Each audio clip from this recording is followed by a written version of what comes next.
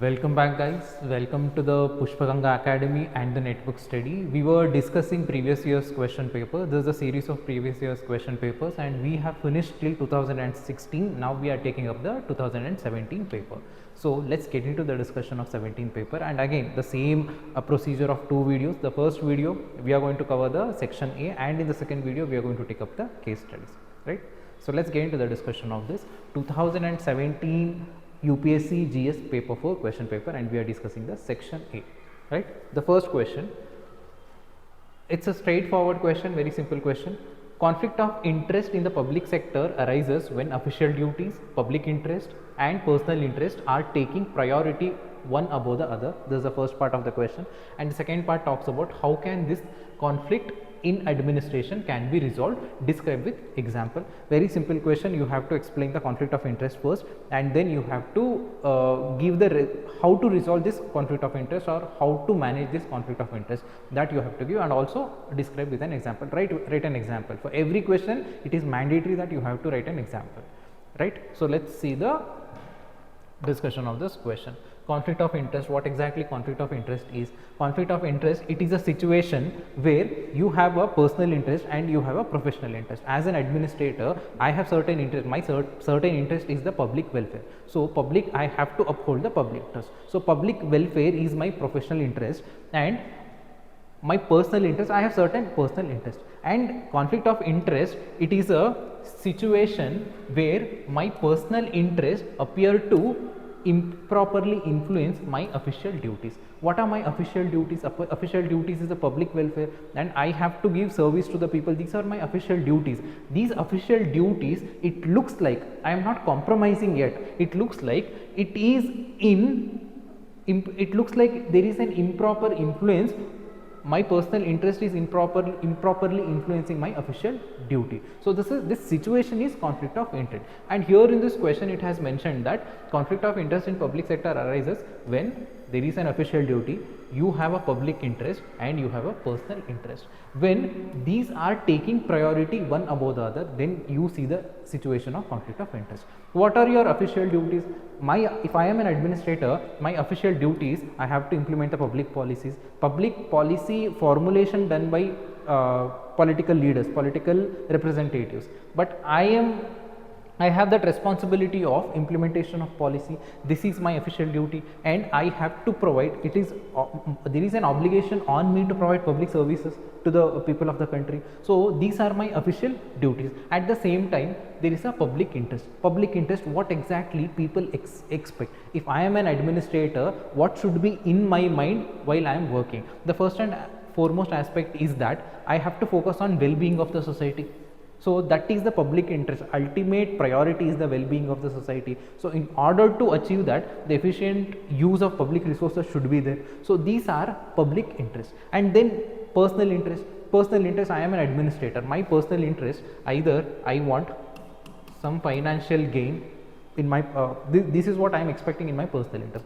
Some financial gain I want some advancement in my career, promotions, posting, and or else I have certain ideologies and there is an ideological affiliations, and I want my ideology to be in the government or in the administration. So ideology based personal interest. So official duties, there are certain official duties. Public interest, there are public interest, and for personal interest there are personal interest. Now here it is a situation, my personal interest, it is taking over public interest, it is taking over official duties. So this is the situation that leads to a conflict of interest, right? So that is with respect to the first part of the question. You have explained the conflict of interest, and you have to give an example. Example is that you are an IAS officer and you are calling for a new contract. New contract is with respect to some infrastructure, maybe a school or an hospital. You want to build an hospital, so you have to give a contract to somebody who builds that infrastructure. Now you are the deciding authority to award this contract. Now what happens, one of your family members is also applying for that contract. You are the deciding authority and your family member is applying for this contract. So this situation is conflict of interest here. So how do you deal with this? The first, let's see how to manage this, then we'll see how to resolve this in administration. So let's see how do you manage the first aspect here.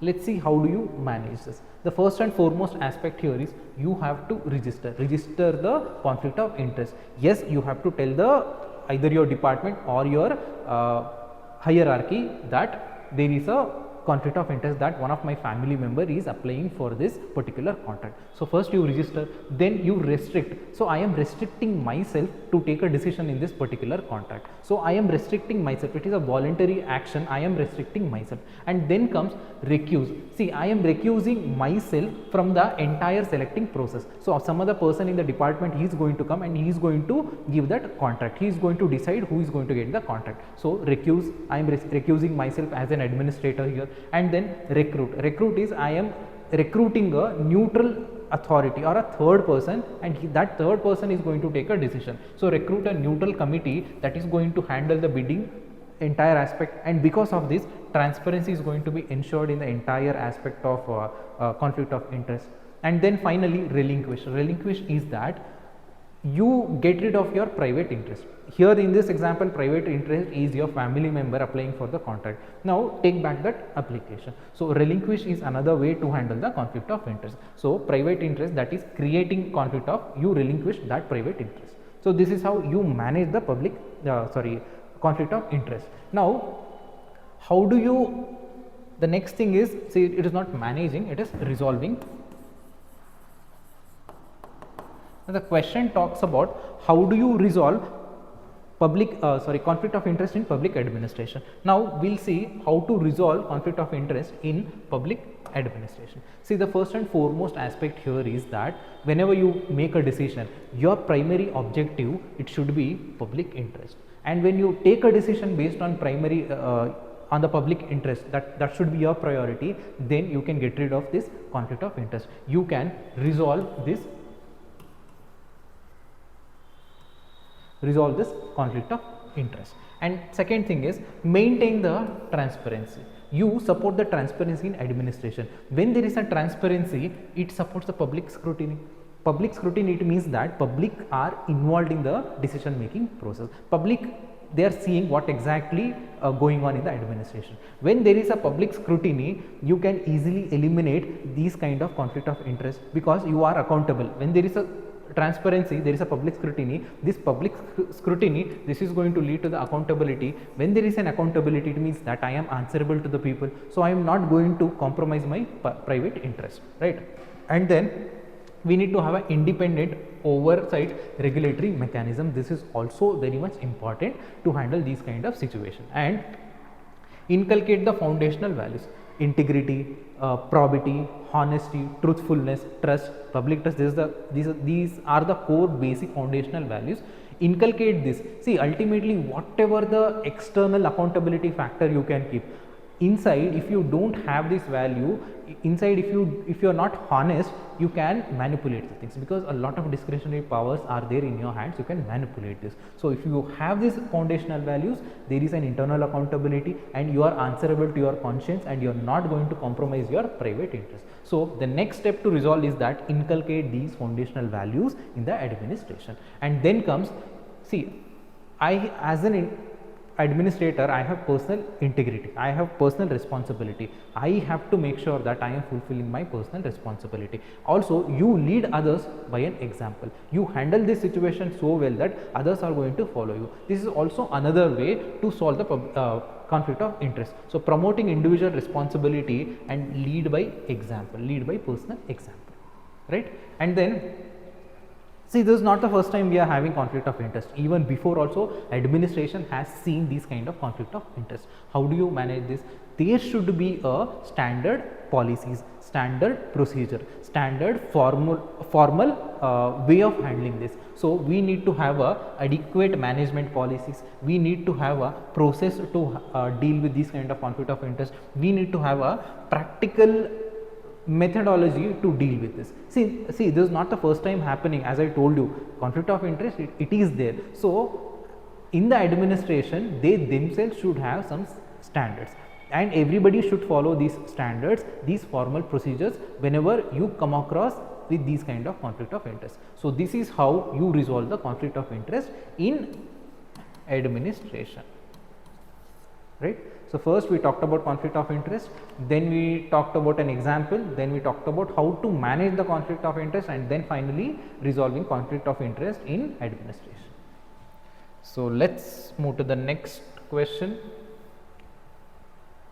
The next question is, examining the relevance of the following in the context of civil services. The 5 terminologies have been given and you need to explain them, and this is a 10 marker question, and each terminology it carries 2 marks. So simple basic understanding, and if you could able to give one example, that would be sufficient for this question. So the first terminology, it is transparency.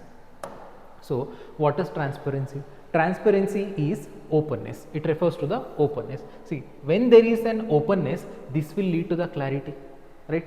When there is an openness, I will understand better, so it will lead to the clarity, and when there is a clarity, it will support accessibility to information, and when there is an accessibility to information, the public participation, it is going to increase, the citizen participation, it is going to increase. So transparency, this is going to lead strengthening of citizen participation in the administration, right? So as an example, if I have to give write an example of RTI, this is also one among the steps towards achieving transparency and accountability in the administration. And also e-governance. E-governance, everything is online and every footsteps can be traced here. So e-governance is also one of the methodology to strengthen the transparency in administration, right? And you have to explain it from a civil service perspective only. So transparency, it leads to the openness, and openness, it is going to impact it is going to give the clarity to the people. When the clarity is there, then accessibility of information, it is easier, and when there is an accessibility, the people participation increases. So this is with respect to transparency. And another aspect is, transparency does not mean that giving all the raw data. See, even giving raw information, posting everything, that is also not considered as a transparency, because all these raw information, again, this is not going to lead to the transparency, this is going to lead to the opacity. Again, intention is public participation. By posting these raw information in your website, you are not going to create transparency and accountability. Again, whatever steps you take, make sure that intention should be genuine, and transparency, the act of transparency should be supported by every step. So this is with respect to transparency. Let's go to the next terminology. The next terminology is accountability. Accountability, it means that answerability. If I am an IAS officer, I have certain liability and I am answerable for my actions and for my decisions. So this is accountability. So accountability, the major objective is that to avoid arbitrary actions. See, I am an officer, I have a lot of discretionary powers, I can misuse the law, I can manipulate the law, but if there is an accountability factor, I know that I am accountable either to the higher authorities or indirectly to the people of country also. So there is an accountability factor. So whatever decision I make, whatever the actions I take, I make sure that I think twice before implementing something, before taking a decision, because there is an accountability factor, right? So this is with respect to accountability. And as an example, CAG and the Central Vigilance Commission, these act as an accountability factor for civil servants. So this is accountability. And the next one, fairness and the justice. Fairness is treating everybody equally. Fairness is nothing but treating, there should not be bias, there should not be any prejudice, you should treat everybody equally. And if I am an officer, there is an obligation on me that I have to treat everybody equally. That is a fairness. So ultimately, if I treat everybody equally, it is going to create level playing field in administration, and this level playing field is nothing but the fairness. See, and next terminology here is the justice. This justice, it is depend on the fairness. Fairness is level playing field. How do you get this level playing field? By treating everybody equal, by not showing any bias, by not showing any prejudice. By doing this, you achieve fairness, and this fairness is very much important. This is the basic concept of justice here. And if you have justice, and this justice, it is going to guide your action. This justice is going to guide your decision making. Ultimately, this justice, it is going to transform into a social justice. So in administration, we need to be fair, and we must make sure that justice, we are following the path of justice here. So being fair and being justice, you can write an example of judiciary only, Indian judiciary, and even for that matter Election Commission of India, it maintains that fairness. There are criticism, but it maintains that fairness. As an example you can write it. Judiciary is the best example to write for the fairness and justice here, right? So ultimately this is going to guide the right actions. If I am a just officer, if I follow the value of justice, if I follow the value of fairness, then my actions are guided by justice. And the next terminology, courage of conviction. Courage of conviction. Conviction, it means that I have certain principles, I have certain ideologies, and I have certain thought process, and I will stick to my conviction no matter what, even if there is an opposition. See, I have certain principles, and no matter what I will follow these principles, even in my personal life, even in my administration. And here you have to write it from public administration. So even in the administration I am going to stick to my principles, and this principle should be positive. Remember that honesty and integrity, probity, if you have these values, then positive outcome. Again, you have the courage of conviction for wrong reason, you have the conviction to make money, again that is not socially desirable, that is not considered as a value system in public administration. Courage of conviction, you have certain principles, you have certain morals, you have certain ideologies, and you stick on to it, even if there is an opposition, even if there is a pressure, there is a political pressure, even your colleagues are also going to pressurize you, but you still stick on to this ideologies, you still stick on to these principles. That is courage of conviction here. And if you have this courage, certain values are there, foundational values are there in administration, you are going to stay true to these kind of values, whether it is beliefs, whatever is there, you stick on to your values, even if there is a temptation from outside, even if there is a political pressure from outside, and you make sure that you follow these foundational values. And one example is Mr. T.N. Session. He was a chief election commissioner, and this person was responsible for the reformation in election, the process of election. A lot of opposition was there at that point of time. He stood for his convictions, and he did not, whether it is a political pressure, and even at the social level also there was pressure on him. All these pressure, he managed it, he handled it, because he had a conviction to reform the electoral process of entire India. So this is courage of conviction here. So you follow your ideas even when there is an opposition, even there is a pressure. Ultimately your conviction, you have certain values and there is a commitment to these values, that is courage of conviction here. Again, make sure that your values should be positive values, your values, principles, ideologies should be based on positive attributes, should be based on moral principles, or else this courage of conviction, this is going to lead to some disastrous outcome, right? And the next one, spirit of service. Spirit of service, it is that there is a commitment from your side. Here, spirit of service, you are going to serve people.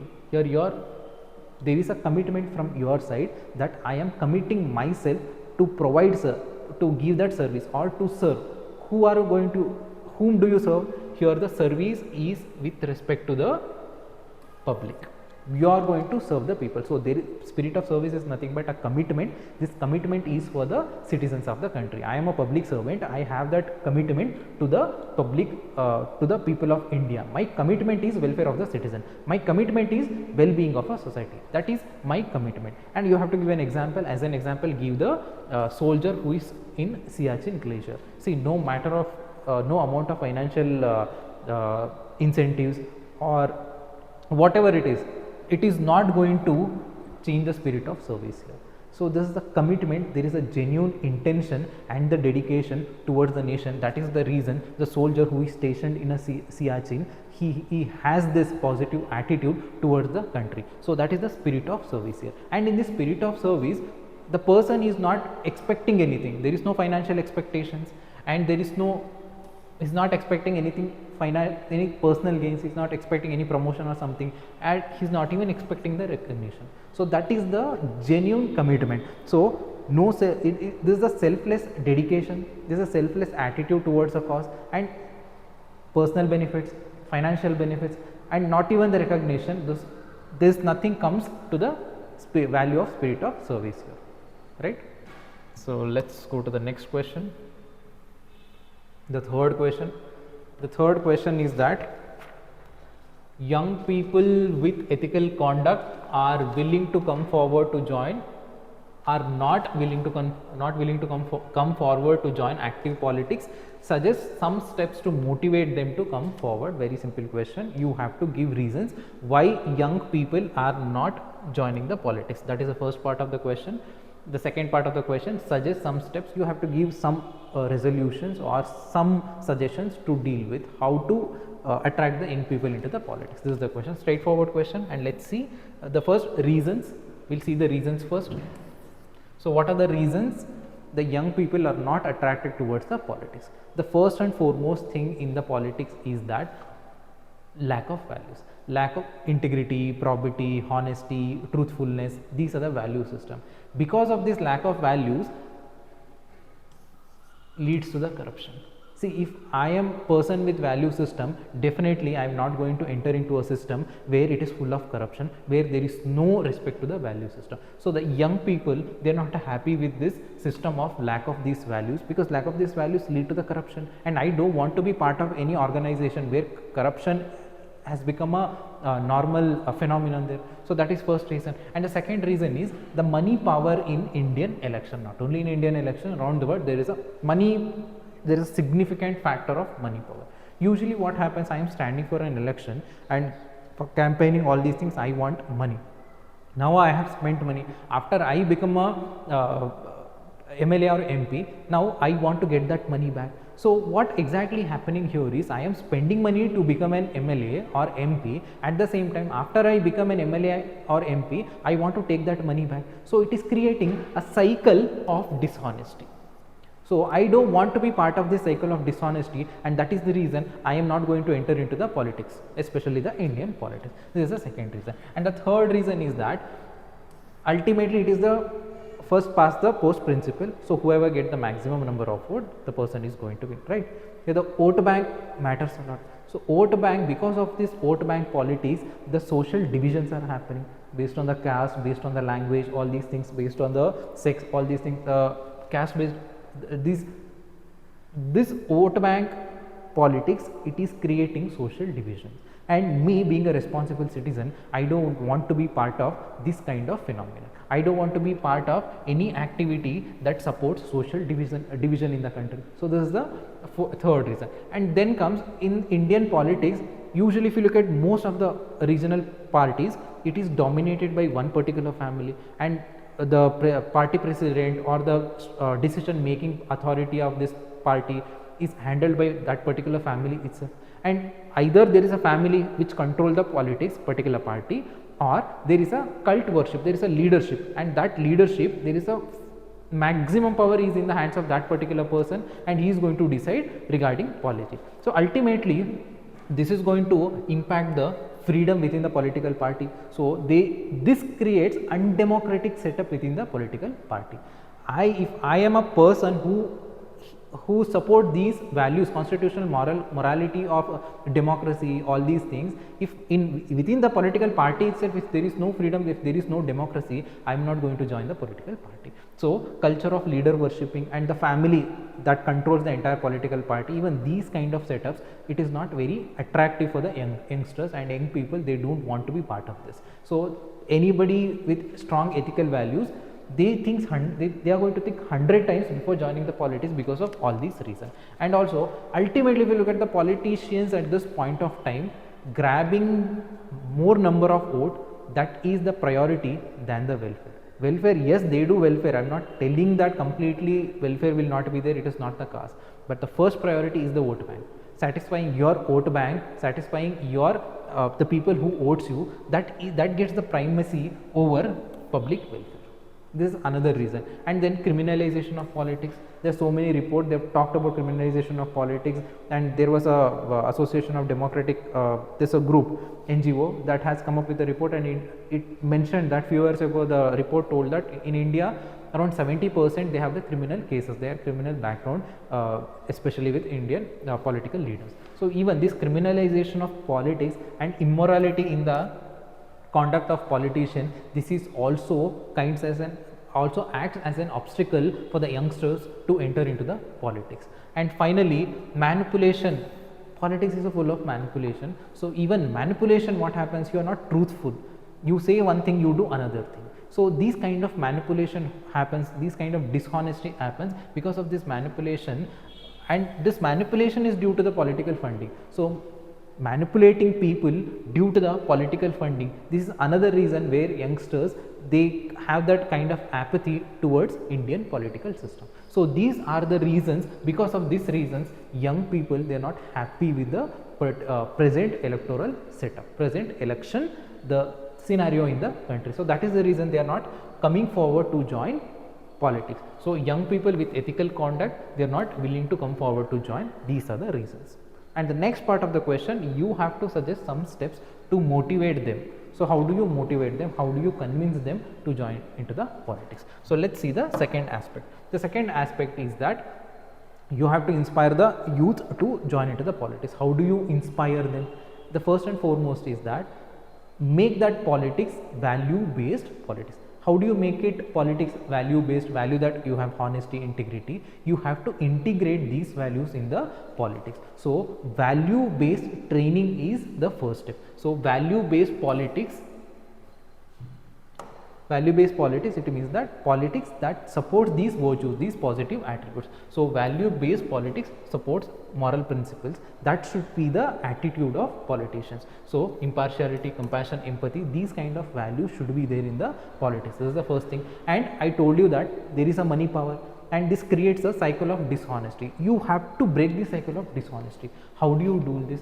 You use new tools, new technology, make everything transparent, political funding transparent, and also make them come under the taxation ambit. So there are tools and techniques are there. You use these tools and techniques and break this money power in the elections campaigning, break this money power in the entire the political scenario. This is the second thing. And the third thing is, we have a model code of conduct, but enforcement, it is still a question mark. Even though during the election time, yes, Election Commission of India gives 100% to curb all these things, all these illegal, unethical activities during the electoral process. But even after all these, the rules of the code of conduct, the model code of conduct, these rules and regulations are repetitively, it is broken by Indian politicians. So very strict enforcement of model code of conduct is very much necessary. This is the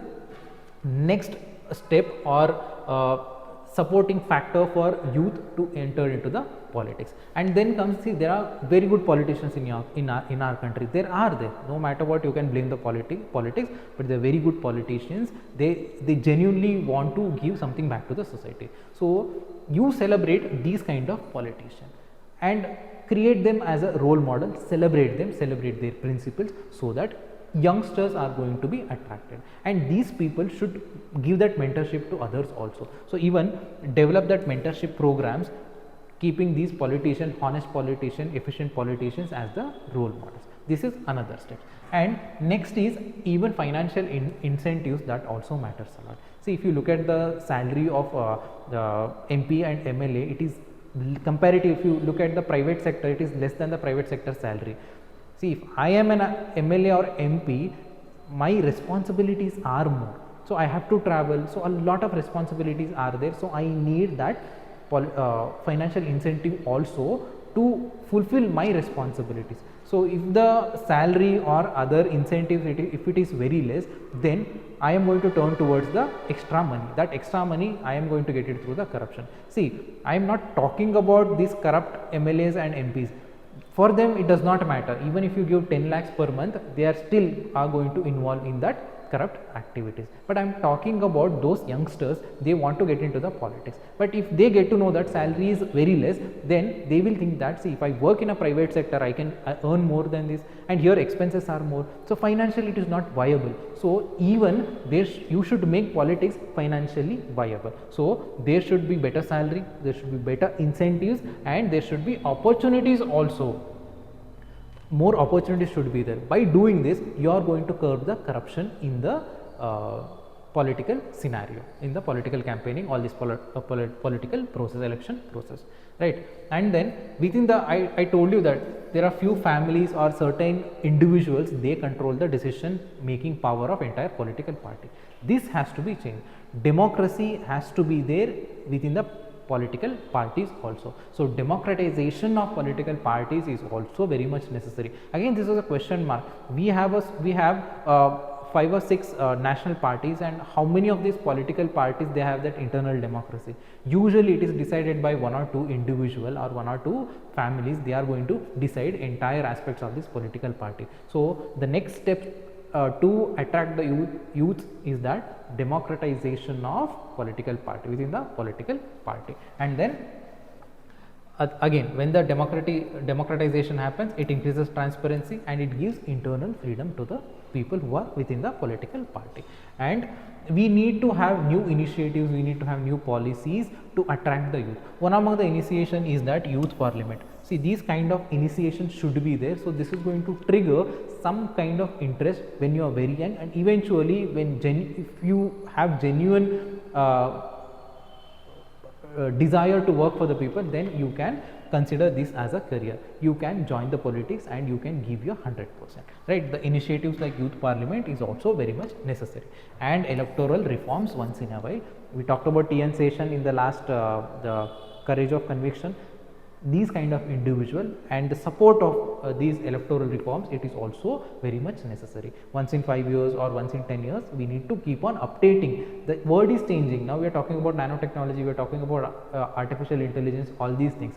According to the change at the social level, electoral reforms should also be there, right? And finally, the mentorship program we have talked about. So these are some of the ways to attract youth. So in the first part, we had a discussion of what are the reasons behind why young people are not joining politics, and in the second section of this answer, we talked about what steps we should take to deal with this issue, right? Let's move to the next one, the next question. The fourth question, 4A. One of the tests of integrity is complete refusal to be compromised. Explain with reference to a real life example. The question is talking about integrity. You have to write about integrity and finally give examples. That would be sufficient. So very straightforward question again. So ultimately it is talking about integrity only. So one of the tests of integrity is complete refusal to be compromised. See what exactly integrity is. Integrity is, it is honest, it is being sincere, and integrity talks that even when nobody is watching you, you are honest, and integrity is considered as a value of values. See, there are values of honesty, there are values of truthfulness, trustworthiness, empathy, all these things are there. All these things, the base of all these values, integrity. When you have integrity, then you will be honest. When you have integrity, you will be truthful. When you have integrity, the characteristic of probity will be seen within you. So for civil services, we need these foundational values, and to support these foundational values, we need integrity. So integrity is value of values. Integrity in a simple term, it is being honest, it is being sincere, it is being truthful, right? And integrity is you are honest when nobody is watching you. So you don't care about external things. So there is an internal accountability. So there is you are answerable to your conscience. So I have to answer to my conscience. So that is integrity here. So there is a complete refusal to be compromised, because I have to answer my conscience. I am accountable to my conscience. So there is an inner accountability. See, if there is no inner accountability, as long as there is a overseeing of law, you are going to follow the rules and restrictions. Wherever there is a discretionary power, wherever law is not applicable, then you are going to misuse it, because there is no internal accountability. But when you have internal accountability, you are honest to the core, and you are honest always. Even if nobody is watching you, you are honest. And another aspect of integrity is you are following something. It means that for a civil servant, integrity is there is an established rule. If I am a civil servant, I have to follow this established rules.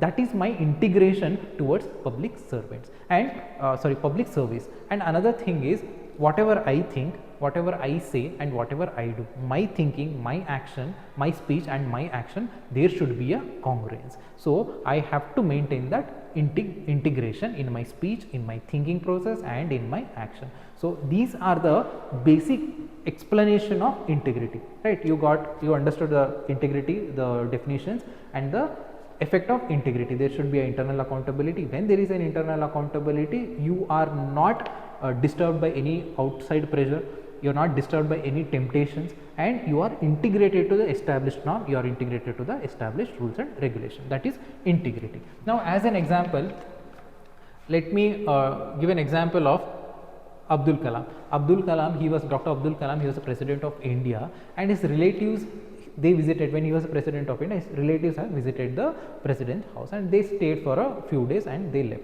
See, government of India has obligation to take care of president and immediate family of the president, not the relatives of the extended family. But here what happens, they are the relatives, extended family. Now Dr. Abdul Kalam, he gave expenses from his own personal account. See, it's a very simple matter, it's a matter of maybe 1000 or 2000 rupees, but it still shows that there is a complete refusal to be compromised. You are not compromising with these small issues. It means that the person is integrated to the rules and regulations established by government. So I am showing that integrity even in these small incidents. Even I am paying back this 1000, being a president of India, he is paying back 1000 rupees, 2000 rupees. It shows that person is integrated to the core. Person has that value of integrity to the core. So if I am not compromising for small values, I am not going to compromise for the big values also. So this is what integrity is, complete refusal to be compromised. See, if you compromise for small things, definitely you are going to compromise for the big things also. If the situation arises, you are going to compromise for the big things also. So when you have this value of integrity, there is a complete refusal of compromising. There is complete refusal to compromise in any particular situation, whether it is external pressure, whether it is an external temptations. So here, if a civil servant, if a public servant, he has this value of integrity, then he is going to resist the corruption. So he is not going to be compromised. He is going to avoid conflict of interest. See, there is a value of integrity in me.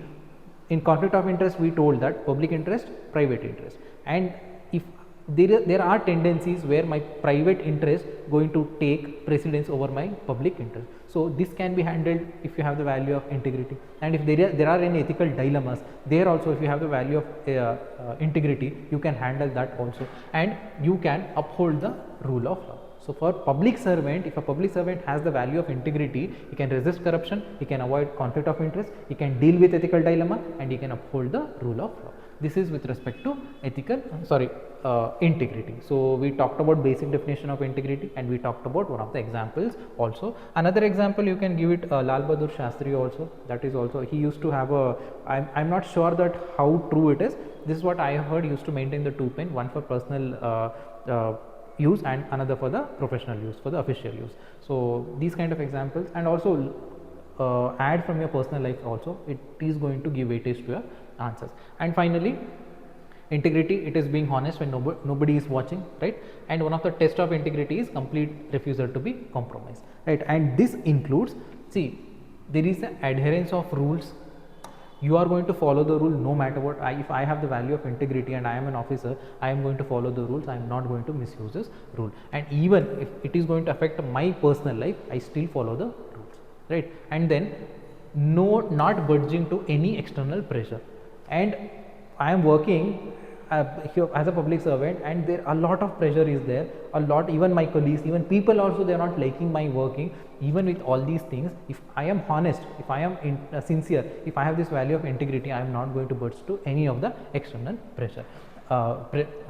And then if I have the value of integrity, then I have a courage of conviction. Courage of conviction is that I am going to stand for my principles. What is my principle? My principle is truthfulness. My principle is honesty. So I am going to stick on to my principle, courage of conviction. And this courage of conviction, this is going to lead to the moral integrity and intellectual integrity, and not compromising for financial gains, and avoid all kind of temptation, whether it is pressure, external pressure, or whether it is a temptation. Temptation is from internal. So outside pressure or inside temptation. For both these pressures and temptations, I can handle it if I have the value system of integrity. Right? This is with respect to integrity. Straightforward question again. All you have to do is you have to write basic understanding of integrity and then example. That would be sufficient. So let's move to the next.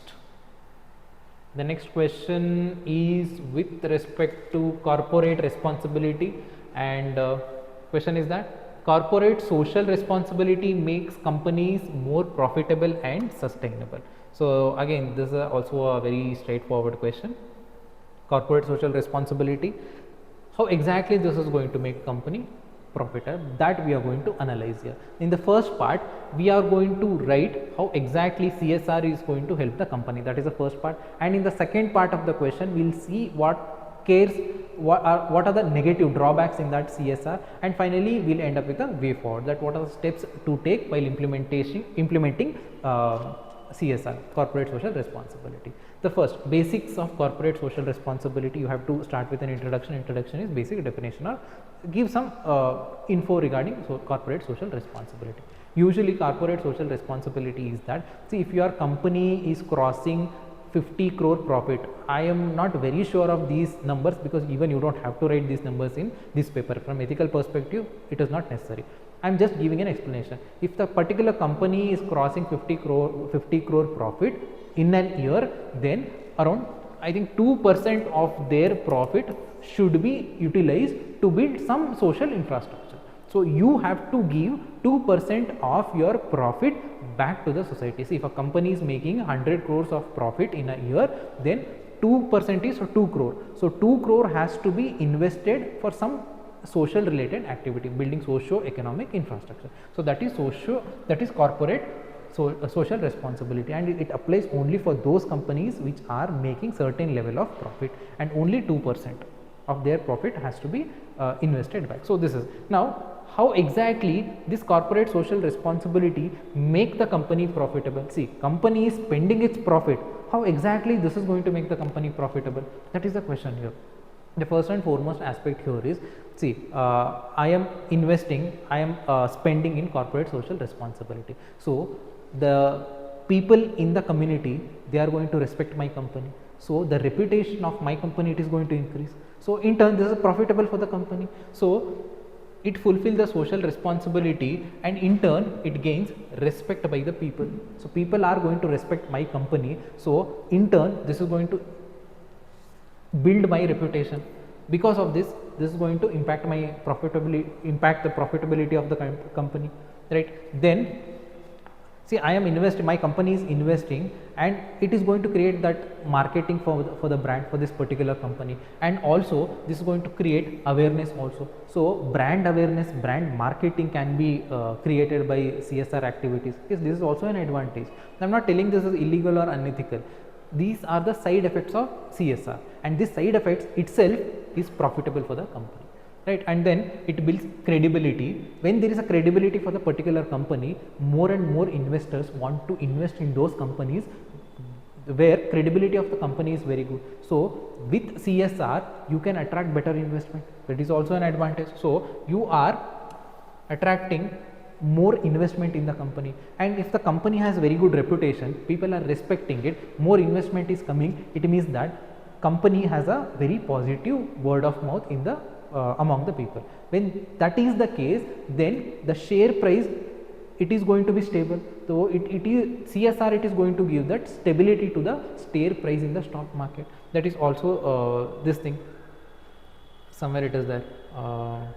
Stock growth, it is going to help the companies, uh, one thing, stock stability and also stock growth, both the things are going to be given by corporate social responsibility. And since I have certain reputation, then whatever the step I take, I will think 3 times, I will think 4 times. So it is going to introduce accountability factor for these company. When there is an accountability factor, you are making sure that every single action, every single decision, it is well thought and well processed. So your decisions are very strong. It is based on objectivity. It is based on strong factors. Ultimately, when you are each and every step you take, they are very well thought, and it is discussed, pros and cons, everything has been analyzed, then ultimately outcome is also will be on the same lines. So it is also going to impact the profitability of the company.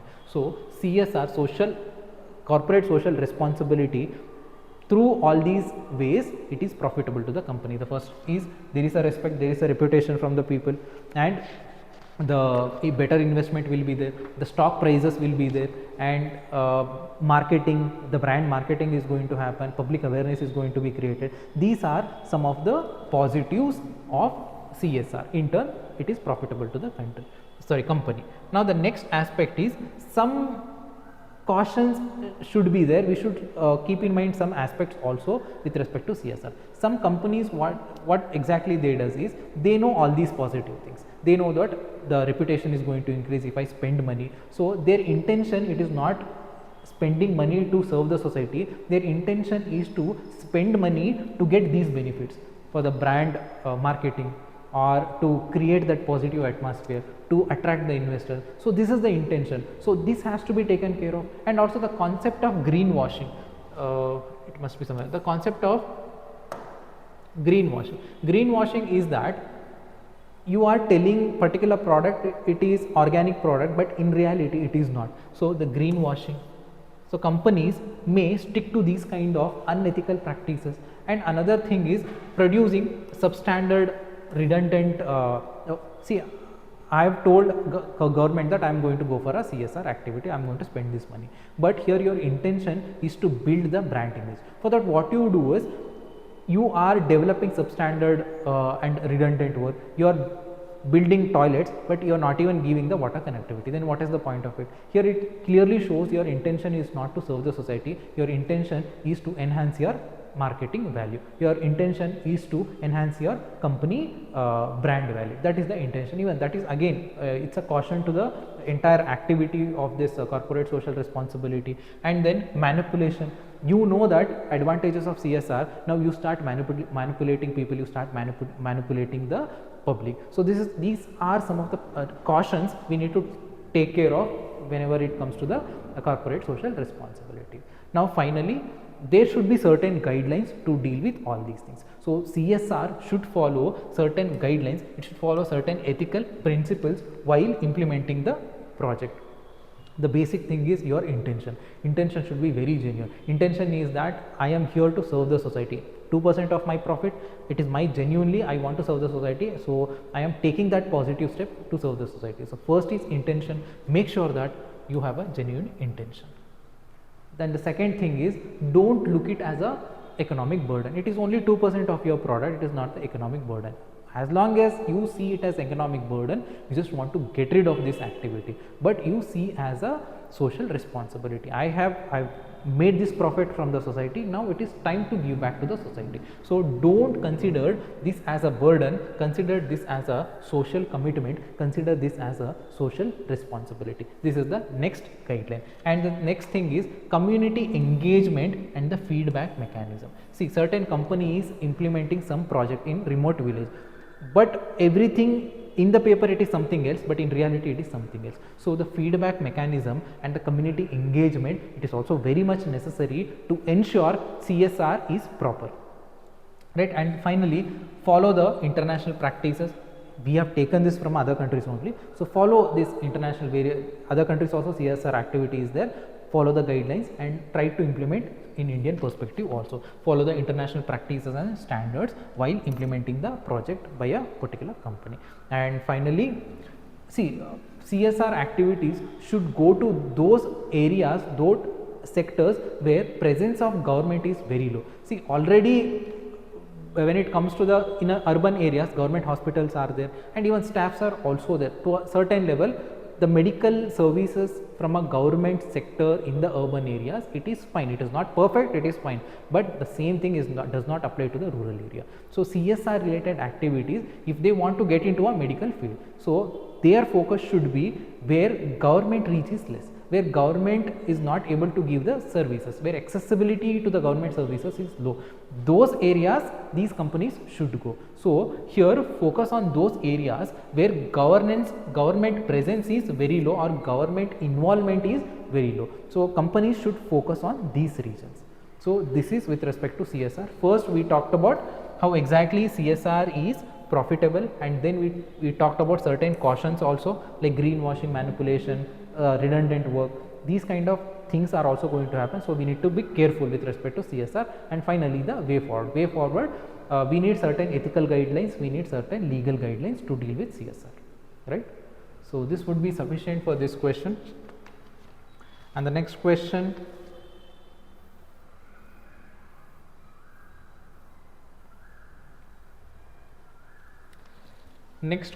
is that great ambition is the passion of a great character. Those endowed with it may perform very good or very bad acts. All depends on the principles which direct them. So this statement quotation is given by a Napoleon, and stating examples mention the rulers who have harmed the society and country, and the second is who worked for the development of and the society of the country. In a simple term, see, great ambition is a passion of great character. The statement is there. Now you have to substantiate the statement first, and then you have to give an example where one leader, he has done extremely bad acts which has impacted the country or a society in a very bad way. At the same time you have to give another example, the positive example, where the good deeds have impacted the society in a positive way, right? So this is with respect to this question. So let's answer this question. The statement says that great ambition is a passion of great character. Let's talk about two things: ambition, great ambition and great character.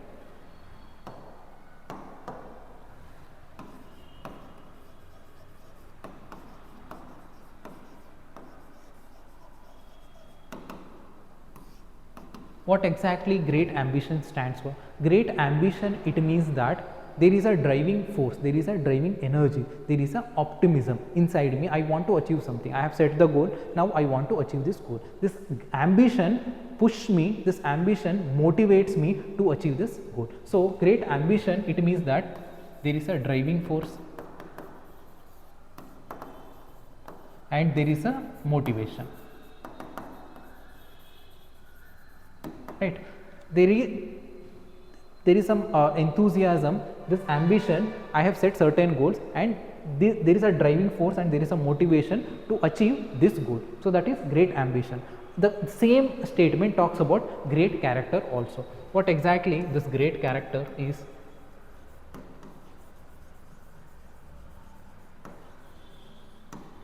Great character here is, see, great character does not mean that person with a values, person with all positive attributes. No, this is not the case. Great character is a very strong character. Very strong character involves perseverance, dedication,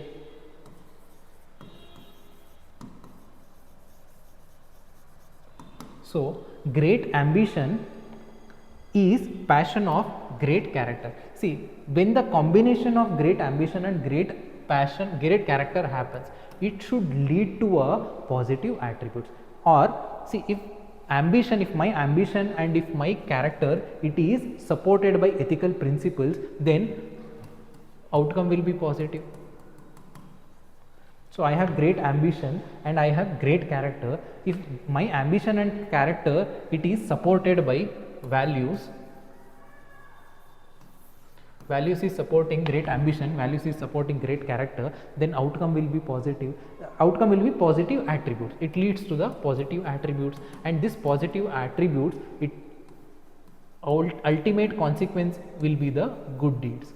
I am going to do good activities. My act is going to show the positive outcome. But at the same time, I have a great ambition, I have a great character, but I don't have this value system. When I don't have this value system, then this is going to lead to the negative attributes.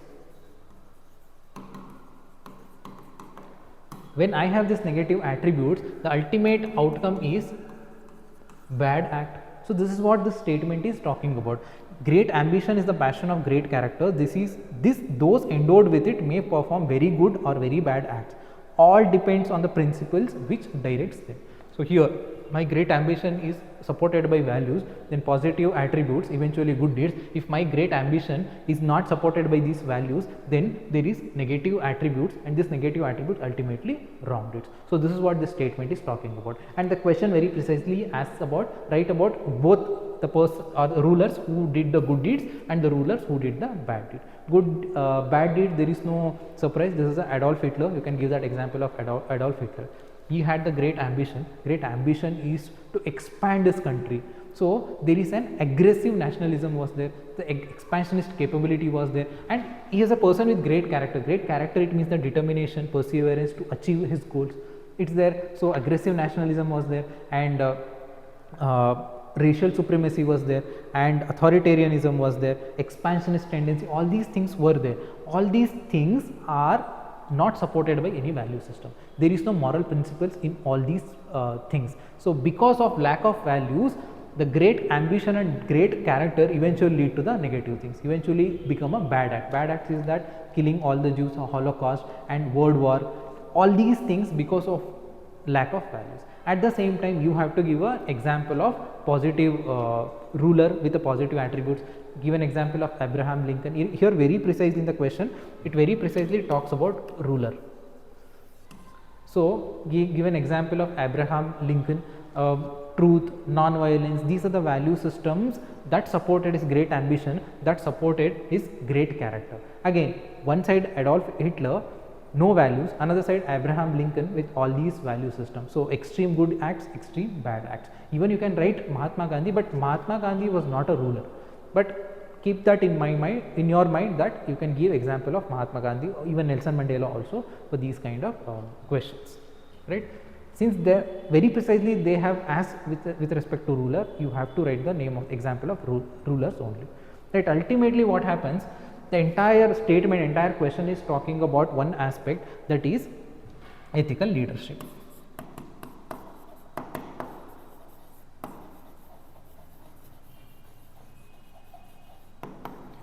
When there is an ethical leadership, your decisions, it is based on fairness, it is based on social justice. So you focus on social justice, and ultimately if your decisions are based on fairness, if your decisions are based on social justice, ultimately it leads to the welfare of the society, it leads to the welfare of the people. So entire question, if you look at it, it mainly talking about we need ethical leadership.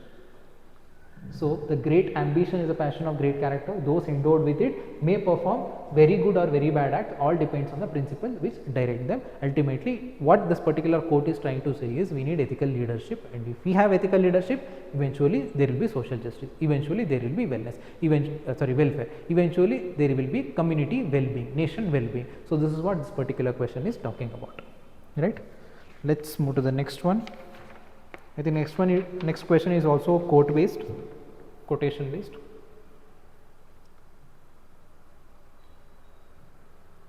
The next question is that if a country is to be corruption free and become a nation of beautiful minds, I strongly feel there are three key societal members who can make the difference. They are father, mother and teacher. The statement is very straightforward. It is with respect to role of father, role of mother and role of teacher in building a character of a person, in building an attitude of person. And here very precisely they are talking about corruption. See, corruption, already we have laws, we have regulations, we have rules, we have statutory bodies also, we have constitutional bodies, we have CAG, we have CBC, all these bodies. Still we could not able to control the corruption. It is very much rampant in our country. So Dr. Abdul Kalam, he is telling that we can control corruption if the role of father, mother and the teacher, if they play a significant role, because of them attitude development, attitude change happens. If a person, there is an internal accountability, he will not be involved in corrupt related activities. So even law, it is not giving 100% result, but ethics is going to give the 100% result. This is what Dr. APJ Abdul Kalam, he is telling in this quotation. So the first, here it is, this is the intention behind this statement here. So let's see role of father, mother and the teacher. Let me combine father and mother together and we'll talk about role of teacher later. So let's talk about role of father and mother. See, family, it is a primary socializing agent. You learn the things from the family in the beginning, because most of the time as a child, I spend most of the time in the house only, with the family members only. So whatever the value system my father, mother have, I am going to learn the same value system. There is a direct influence on me, on my character or with respect to my father and mother. So these family act as a primary socializing agent, and in that journey I want to become in the journey of social being, whatever I learn, this is going to impact my attitude. It is going to impact attitude formation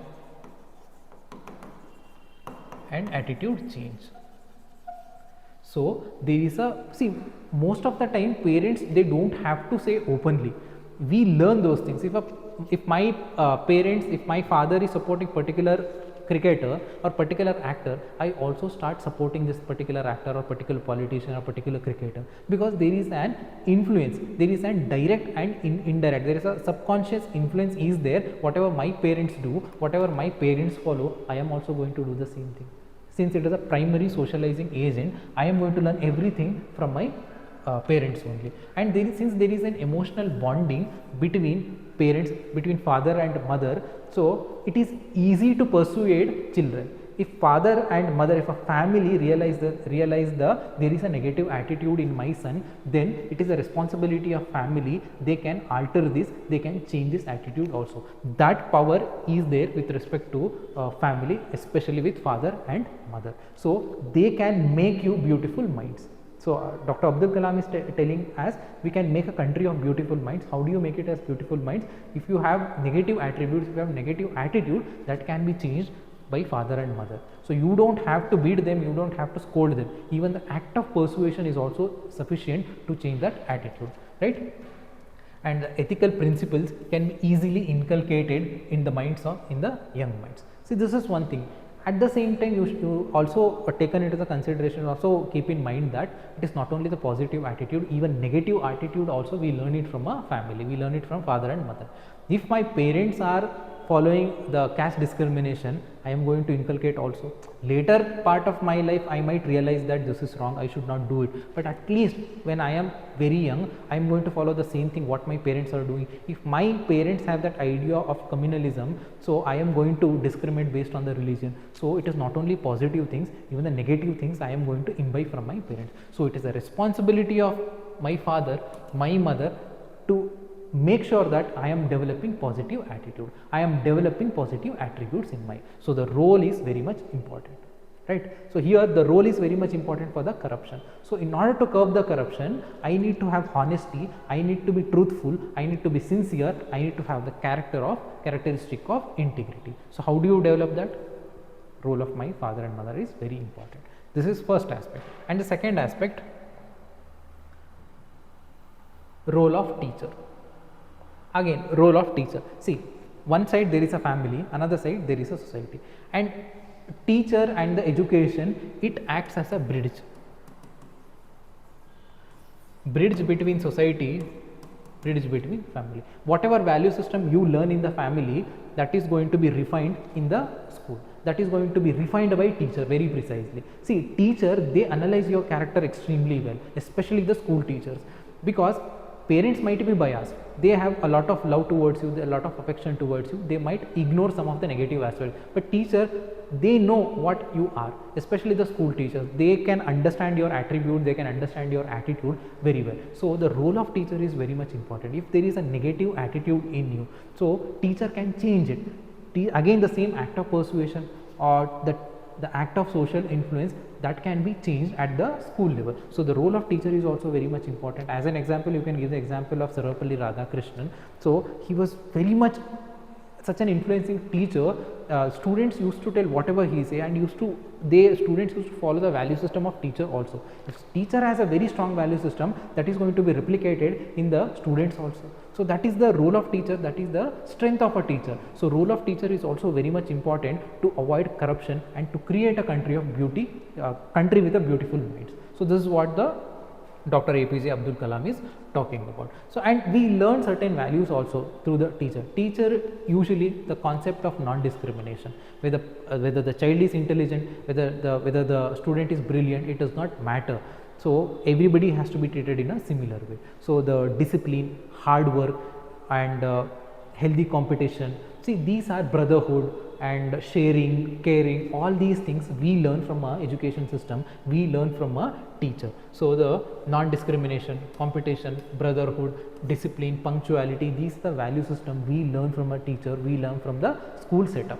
So the role of teacher is also very much important to change your attitude, to modify your attitude, to form your attitude also on the whole. So role of father and mother, role of teacher, very much important, because of them we learn some values, we inculcate some values, and these values give rise to the bigger values in future: integrity, honesty, sincerity, punctuality, all these things, and eventually this makes the country corruption free. So this is what this particular question is talking about. So the question: if a country is to be corruption free, becomes a nation of beautiful mind, I strongly feel there are three key social members who can make a difference: their father, the mother, and the teacher. Right? We gave the explanation, and that satisfies the question. Let's move to the next one. Next question is that how will you apply emotional intelligence in administrative practices? Very simple, again simple question. We have a emotional intelligence, the topic, the same thing has been taken and given in the examination. Now the question is, what is emotional intelligence? First part. And how do you apply emotional intelligence in administration? This is the question. Emotional intelligence is that you understand your emotions. First, let me write here.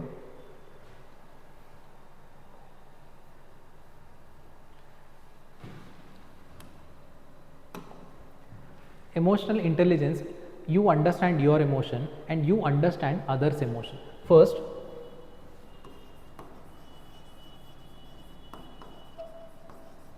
understand your emotion, and then you understand others' emotion also.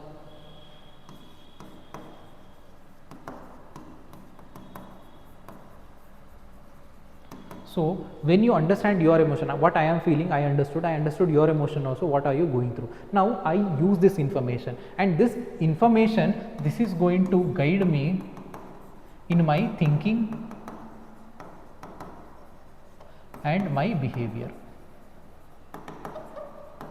So emotional intelligence, I understand my emotion, I understand the emotion of other person, and this, with help of this information, and this information, it is going to guide my thinking, it is going to guide my behavior, it is going to tell how to act, how to behave, how to take a decision in a particular situation. So this is emotional intelligence, right? And this emotional intelligence, it has 5 important major components. The first is self-awareness. Self-awareness is awareness about myself, knowing myself, understanding my emotions. So what am I going through and what are the emotions I am feeling? First is self-awareness, and second is self-regulation. Self-regulation is that once I understood my emotion, and then I have to regulate my emotion, I have to control my emotion. Next is self-regulation, and the third is empathy. See, these two, I understood my emotion, and the next I am understanding emotions of others. So in order to understand the emotion of others, I have to have a social awareness. The social awareness is given by empathy, and then social skill. So I understand other emotion. Now I have to convey it to that person. I have to have that conversation. So that this is going to ease out the situation. So understanding my emotion, understanding the emotion of other person, empathy and social skill, and finally motivation. I am using these things, and this is going to guide my action. Motivation is positive attribute. So there is something there is a push factor, positive push factor to do something good, and that is given by a motivation. So these are the 5 components of emotional intelligence: self awareness, self regulation, empathy, social skill and the motivation. Now how exactly these things it is going to impact the administration? So how exactly emotional intelligence it is going to impact the administrative practices? So let's see, let's use these components and let's derive the answer. So first is self awareness. Self awareness is that I know about myself, that is a self awareness. Here self awareness, now in administration, if I am self aware, I know what are my capabilities, so I set the targets which I can achieve. So there will be realistic targets, so I am going to set the realistic targets. This is one thing. And the second thing is I know what I can do, and since I understood you also. Now I know about me, I know about you. Now I know what can I do and what are the tasks I can delegate to you. So even in the act of delegation, self-awareness comes in handy. So even the act of delegation, management, self-awareness comes in handy in the administration. And finally, if I have this self-awareness, I cannot be manipulated easily. I know my strengths, I know my weaknesses, I know my emotions. Now nobody can manipulate me. So in administration, self-awareness, this is going to strengthen the administration, right? Next, let's talk about the second component, self-regulation. Self-regulation is regulating my own emotions, right? Now I am an officer, I am an IAS officer. How exactly self-regulation this is going to help in the administration? If I can control my emotion, I can be calm, I can be content. So even when there is a crisis, I can handle it in a very good way. Even if there is a disaster management, is a this kind of crisis, I can handle it very peacefully, I can handle it efficiently. So self-regulation, again this is also going to help the administration, because I am calm, I am composed. When you are calm and composed, you make a better decisions. So self-regulation, it is going to impact the administration, right? So it is, I am good at handling crisis and disaster. And the next component, it is empathy. Empathy, it is social awareness. It is that I am understanding you. First two aspects I understood myself, so that is helped in my administration. Now I am understanding other person. In my administration, I am understanding the people, I am understanding the people who are working in my organization, who are working in my office. So there is a social awareness. So empathy, if I have empathy, if I understand the people around me, then I understand the work environment, then I can move towards better work culture. If I understand them, I can behave according to that. So I know that they are very much tired, I cannot give more work to them. So eventually when there is a social awareness, there will be better work environment, and eventually this will lead to the better work culture, right? Again, in administration, you need to have a better work culture for a long run.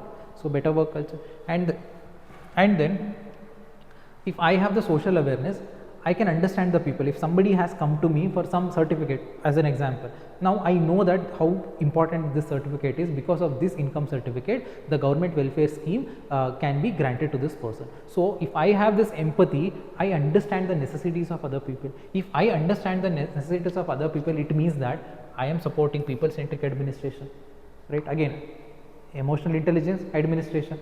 And the next component is that social skill. Social skill is that I talked about self-regulation. Here you can talk about social regulation. If I have social skill, I understood you, now I have to communicate with you. So social skill also very much important in administration. See, if I have the better social skill, if I am emotionally intelligent, if I have this social skill, then if there are any issues in my office, in my work culture, I can easily eliminate this issue. I have that persuasion power, I can convince the other person. This is one thing. And if there is any trust deficit in the administration, that can be removed with the social skill. I can talk to the other person, I can understand what other person is going through, I can communicate. So because of that, trust deficit can be addressed. And finally, I can persuade the people regarding government policies also. Even take an example of Swachh Bharat Abhiyan. Government formulated and implemented the policy, but it is the people, they have to follow the Swachh Bharat Abhiyan. How do they do it? Because they have to be persuaded. So if you have that social skill in the administration, you can persuade people.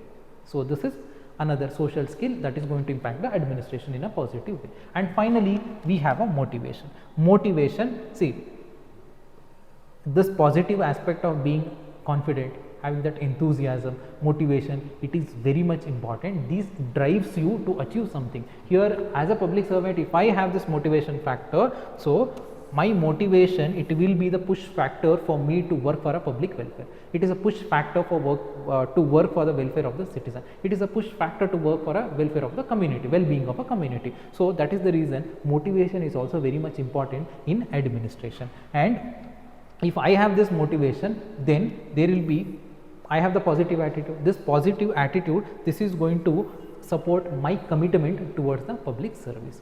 So this is how emotional intelligence, this is going to impact the public administration, right?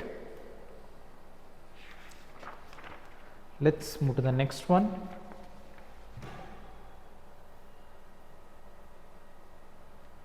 The next question: strength, peace and security are considered to be the pillars of international relation. Elucidate.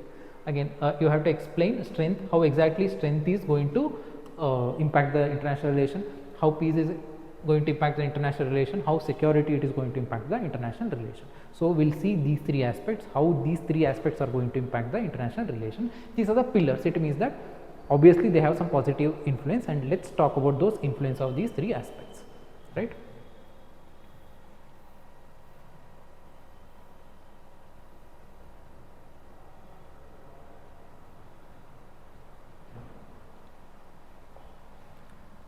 The first aspect, that is strength.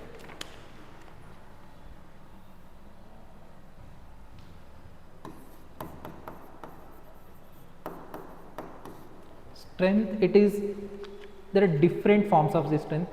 There might be economic strength, technological strength, military strength. So all these various forms of strength, diplomatic strength. So let's start with the economic strength. How the economic strength it is going to better the international relation, better the international communication, how exactly it is going to happen. See, if I take an example of India only, India, we have a strong economy. Now it is a fourth economy when it comes to the purchasing power. Now India economy, if we have that economic strength, we have money to purchase things from other country.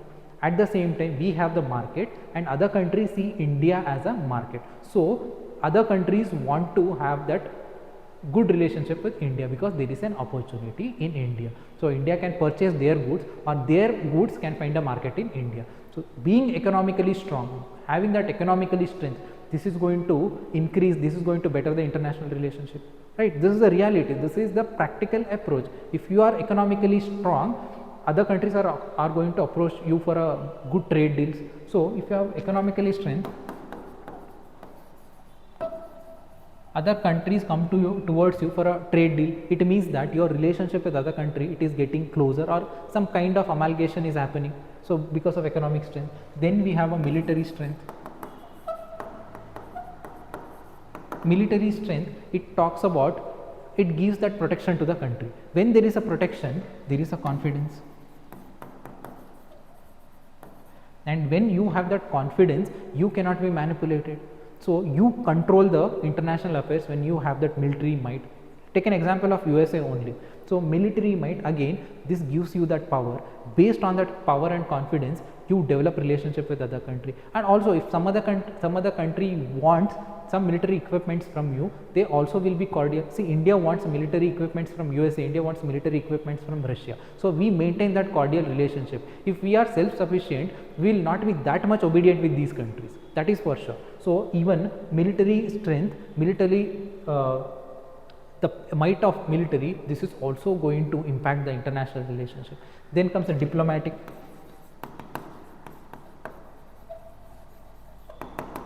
Diplomatic, take an example of Russia-Ukraine crisis.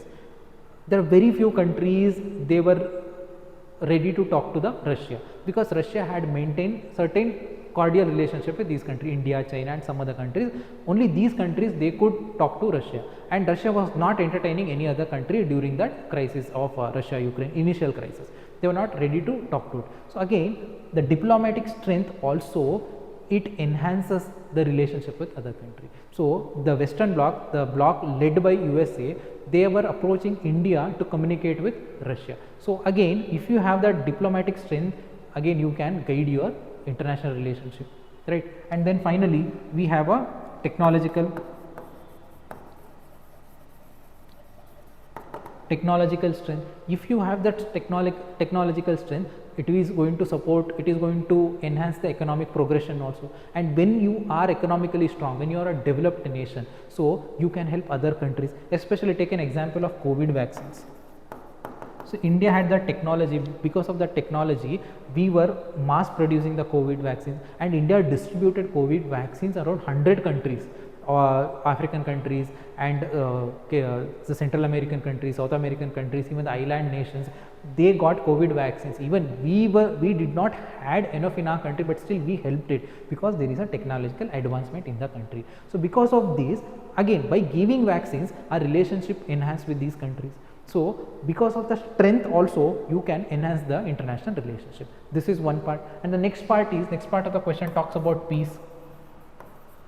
First aspect, you have strength.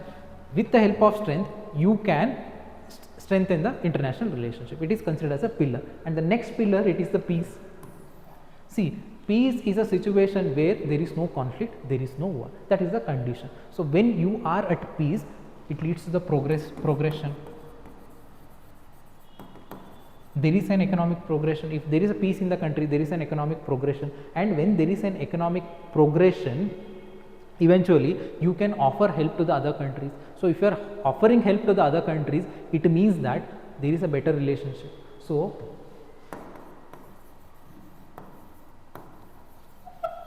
again, it will be you can enhance the international relationship. So peace is also considered as another pillar. See, if country itself is disturbed, there is no internal peace, there is no external peace, then you will not thinking about helping other country, you will not thinking about any other thing rather than building that peace in the country. So again, without peace, that relationship you cannot expect. Relationship with confidence, relationship with sustainability, that you cannot help, you cannot expect, and you cannot offer help to other country. You yourself are in trouble, how can you help some other country? So peace is considered as a pillar in the international relationship. So this is the second aspect. And finally, we have a third is security. Security, it can be economic security, it can be military security, all these things. See, usually what happens when there is a security, there may be internal security, external security. When there is a security, when there is security in the country, there will be protection. The factor of protection will be there in the country, and this protection gives you confidence. The same thing, whatever we talked about military here, again this protection, it is going to give you the confidence, right? It is going to give you the confidence. When you have this protection, when you have this confidence, nobody cannot manipulate you. And even if you want to sign a deal, whether it's a trade deal or any other deal, you cannot be manipulated. You direct the deal. See, if India wants to sign an agreement with China, we are on the same terms, we are going to sign an agreement. See, look at the agreement between China and Pakistan, China and India. Pakistan is paying very high rent for whatever the loan it has taken, but India is not going to do the same, because India cannot be manipulated, because we have that protection factor and we have that confidence. We direct the deal, we direct on a mutual benefit. It is not going to be manipulated. India is not going to be manipulated. So if there is a security, there is no manipulation, and we can direct the deals, we can direct the agreements. In turn, if you are directing the agreement, it means that you can direct the relationship also. You are not going to be manipulated by other countries. So it will lead to the strong, sensible nation.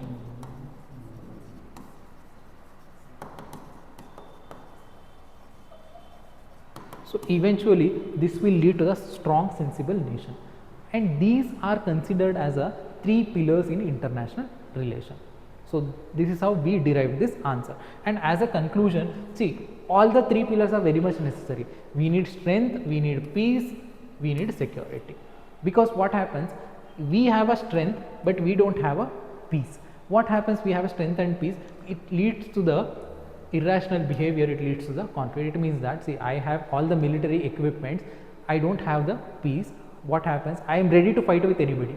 So this is what happens. If you have strength but if you don't have peace, it is irrational behavior. At the same time, you have peace but if you don't have security. As of now, I have peace. In my country, we have peace. But if you don't have security, you cannot guarantee this peace in future. In future, maybe next year, some other country is going to attack you, and this is going to disturb this peace. So peace along with security is also important. So strength is important, peace is important. Individually, if it is there, it is going to impact the nation, it is going to impact the international relationships in a negative way. We need both strength, both peace. Along with this both strength and peace, we need security also. So if you don't have security, you have strength, but if you don't have security, there is no real time use to it. It is not going to give real time protection. So combination of all the three, it is important. Strength, peace, security, all should be there in order to have a strong international relation. So these are considered as the pillars of international relation, right? Shall we move to the next question?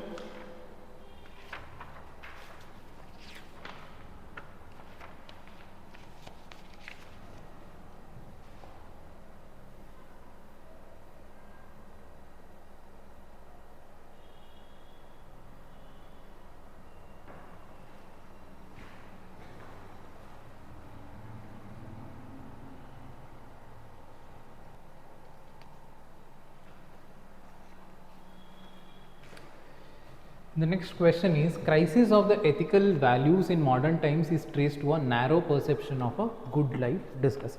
Here crisis of ethical values, it is nothing but compromise of ethical values is happening. It means that people are not following these ethical values. Why is it happening? This is happening in the modern times, at this point of time, modern times, because there is a narrow understanding of good life. Because of this reason, compromise with ethical values is happening. This is the reason. The first what we will do is, we will find the why exactly the goals and requirements of the life are drastically changed. See, first we will say that we will see modern day understanding about the life. So what exactly we have considered good life at this point of time, that is the first part, and then we will see the way forward how to deal with this. So by doing this, we can answer this particular question. So the crisis of ethical values in modern times is traced to a narrow perception of good life. Discuss. In the first part, we are going to understand what exactly the good life when it comes to the modern day perspective, right? See, in the modern day, the materialistic tendency, it is increasing. So here we are moving more towards the materialistic tendency. Somewhere in that journey, we are compromising with the value system. So being materialistic, that is getting upper hand, and these values, it is we are compromising these values here. And then priority is given to the career, priority is given to the success. Of course, it is important, career and success, it is important, but it is not above the family relationship. It is not above the inner peace. That we are not understanding here. Is success is important, career is important, but if it happens at the cost of family relationship, again this is not sustainable. So this is another reason where compromise with these ethical values is happening. And now it is a time of social media. The influence of social media is there in our life. So everything has become superficial, and it is more of hypothetical circumstances. It is more of superficial relationship, superficial friendship. Because of that, the genuine relationship or the people who care for you, somewhere they are taking a back seat, and these kind of hypothetical relationship, because of the superficial relationship, because of the social media lifestyle linked to the social media, this has compromised the ethical values, this has compromised the family relationship, this has compromised the moral principles. And then rationalizing the unethical conduct. See, I am corrupt and I am giving reasons for my corruption. I am telling that, see, even if I make 1 lakh rupees as a corruption, then 50,000 I am use it to help the poor people. See, what I am trying to do is, I am giving reasons that why am I doing this. I am rationalizing my bad character. I am rationalizing my negative character. See, here this is what I am rationalizing my unethical conduct. When you rationalize your unethical conduct by giving reasons, you are compromising with this value. So in modern times, this is what it is happening, and we say that everybody does that. What is the difference, and what difference does it make if I become honest there? See, these kind of rationalizing the behavior, this is going to compromise with ethical values. And we talk about instant gratification, we talked about pleasure, but we are ignoring the values like patience here. So when the pleasure and instant gratification take the prominence over pleasure, again we are compromising it with values only. So this is how the good life, the concept of good life, it has changed in modern times, and it has impacted the value system, it has impacted the ethical principles in our life. And finally, the habit of consumerism and self-interest, it's always there. Now because of this materialistic tendency, because of this consumerism, the self-interest has enhanced to a very large extent. So because of all these reasons, somewhere the modern times, the definition of good life has changed. Because of this definition of good life has been changed, now the ethical principles and the compromise of ethical principles are happening. Now how do you deal with this situation? So the next part of the answer talks about this. How do you deal with this? So what are the steps you need to take to deal with these aspects? The first and foremost thing is we need to follow value-based lifestyle. So value-based lifestyle, the basic values of honesty, truthfulness, trustworthiness, benevolent, all these things, compassion, empathy, we need to have these values, and our life should be based on these values. Life should not only be focused on materialistic things. So value based life is very much important, and we should start our life based on these values, and follow whenever you make decision, follow the virtue based decision making. Again, virtue is nothing but positive attributes, virtue is nothing but values. Make sure that your actions, your decisions, you based on virtue. As an example, duty based approach, follow the duty based approach in your life, so that you are not compromising with any values in your life. So that is one thing, what to do, that is. And then inculcate these values: honesty, integrity, contentment, harmony. Inculcate these values, because a lot of stress is there in the modern times. If you have this contentment, you, even if there are something negative, even if life does not go the way you expected, you still be at peace, you still be at the content. So you can handle the things better, you can achieve the things in a longer run. So we need these values in our life. And see, we need success, we need money, status, everything, it's there. But another aspect we are ignoring is that we are ignoring the internal happiness, we are ignoring the inner peace. So focus on internal happiness, focus on inner peace only. Ultimately, if you don't have inner peace and happiness, this does not make sense. Whether you have success, whether you have money, if you don't have genuine happiness, if you don't have inner peace, it does not make any sense. So your primary priority should be these values. These should be the secondary priority. And then always go for a real genuine relationship, whether it is friends, family members, give you 100%. So find real and genuine friendship, not the superficial hypothetical friendships you see in a social media.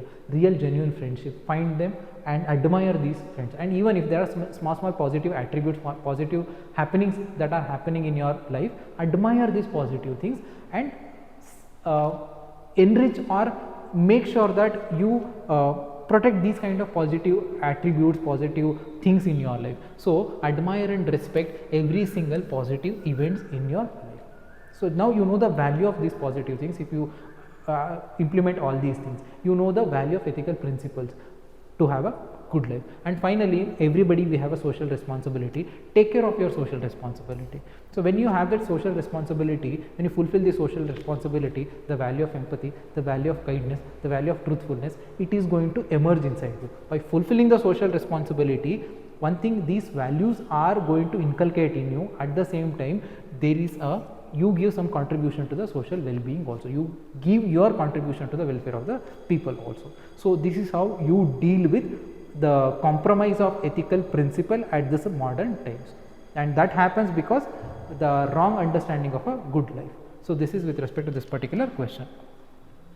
Let's move to the next one. The next question is: increased national wealth did not result in equitable distribution of its benefits.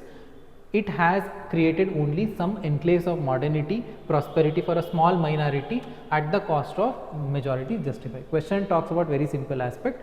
The economic growth is happening, but this economic growth, the equal social economic distribution, or social equality, it is not happening, because the economic growth, it is helping only a certain section of population, only certain minority they are getting benefited, and who are suffering? The majority of the people, they are suffering here. This is the statement that is talking about. Ultimately, even in India, the GDP is growing, but still crores of people, they are living below poverty line.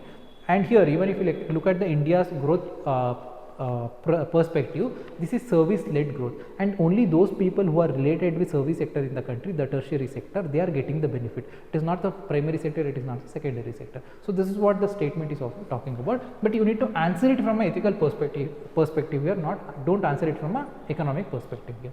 So here, first, the statement, you have to substantiate the statement. To substantiate the statement, you have to give some points to it. So what are the points here? Statement tells that economy is growing, economic strength is getting stronger in the country, but the economic distribution, the equal distribution is not happening, the socio-economic distribution is not happening. So the reason here, so is it true or not? And actually you have to justify it. So how do you justify it? Mention that report of Oxfam. Oxfam mentions that around 1% of the population in the world, they control over 90% of the wealth around the world. 1% population control 90% of the wealth. So Oxfam report talks about these things. And even if you look at the consumption patterns around the world, even within the country also, that also tells that it is restricted to these kind of luxurious goods and these kind of richness. This is restricted to very small section of the population. So the consumption patterns, and even if you look at the various socio-economic indicator, it talks about these kind of distinctions, these kind of divisions in the society. So it's there is a reality, there is a indicator, there is a study conducted on that, and there are reports, there are international surveys. So based on that, yes, it is true, it happens, it is the situation. That is first part of it. Now you have to give reasons for it. What are the reasons behind this kind of setup? The first and foremost aspect here is the reasons for unequal distribution of wealth. The first is opportunities are not equally available. I told you that in India, service sector, the growth is humongous, and because of this service sector, the people related to the service sector, they are getting the major benefits. So here what happens, opportunity is restricted to only those people who belong to the service sector. So uneven opportunities in the country. And even resources, availability of resources, it is also uneven. Everybody cannot get all these resources. That availability and accessibility of resources, it is also not equally distributed around the world, even in the country also. And the concept of social equality, it is not practiced in the country. The idea of social equity and equality, it is not practiced honestly at the ground level. That is also another reason. And we have vulnerable sections, we have marginalized weaker section in our country, and because of this distinction, certain section of people, they are getting very large income, another section of people, their income is very low, below the poverty line. Because of this, the marginalization is happening, marginalization of this weaker section, marginalization of this vulnerable section is happening. Because of this marginalization, the social division is increasing. So marginalization of vulnerable section, that is discouraging them to be part of economic advancement in the country. And we have a concept of digital divide, we have a concept of urban rural divide. This is also strengthening this division. Because of this digital divide, I am not able to have that opportunity. Because of this rural urban divide, I am not getting this, there is no accessibility to the resources, there is no availability of resources. So this is leading to this. Right. And finally, the political mismanagement also, they are focusing on a vote bank politics, they are focusing on personal interest. So because of this political mismanagement also, the distribution of wealth, it is not happening, the gap is increasing. So this is another thing. And finally, at the social level also, we have a caste based discrimination, we have a class based discrimination, there are social fragmentation. The social fragmentation is happening at the ground level also, at the social level also, and this is also another reason where this is discouraging people to be an active participant of economic development, right? So these are the reasons for the unequal distribution of wealth in our country. We have answered it from an ethical perspective, we did not answer it from an economic perspective. Of course, there are overlapping concepts are there, economic concepts, but still you have to answer it from an ethical perspective, right? This is one thing. And the next, way forward, how do you deal with these things? So you have to write a way forward also. Way forward increases. See what happens when these kind of divisions happen, the social division, social discrimination happens, it is going to lead to affect the welfare of the citizen. So now you need to correct it. How do you correct it? What are the steps you can take, and what is the way forward? Way forward is that you need to have a socio-economic plans. We have a socio-economic plans already.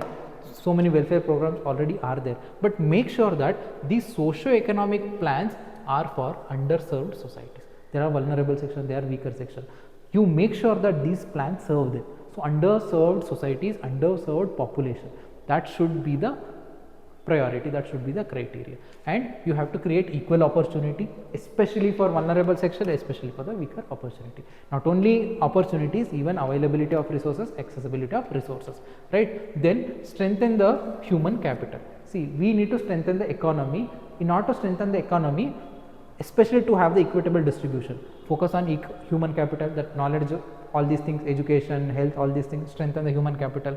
Before strengthening human capital, strengthen social capital also. So start with the social capital, then strengthen the human capital. Finally, when the economic development happens, this will be distributed equally because of this social capital, human capital. And finally, especially in the policy formulation and policy implementation, you have these values of empathy, you have these values of dedication, so that then you are going to think about this weaker section and vulnerable section, and you make sure that things are accessible to them also. So you have to practice empathy, you have to practice the dedication while policy formulation and also policy implementation, right? This is with respect to this particular question. Question is the differentiation in the distribution of wealth. What is the reasons and how do you deal with it? And the next question,